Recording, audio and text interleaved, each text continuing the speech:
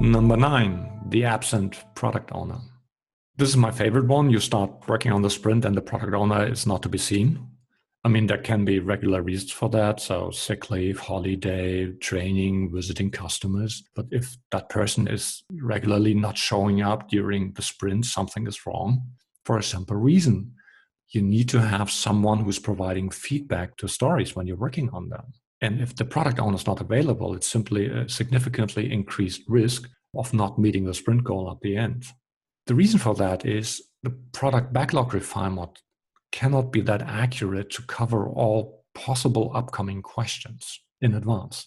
I think that would be way too granular. You would be investing way too much time on that.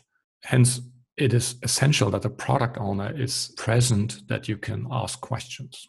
Also, an absent product owner will delay the accepting of tasks and thus create an artificial queue.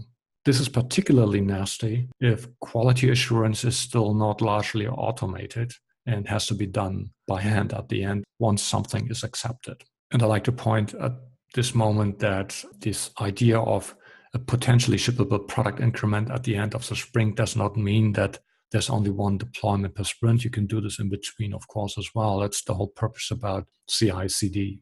But for all of this, you need a present product owner, someone who can accept work and who can answer questions.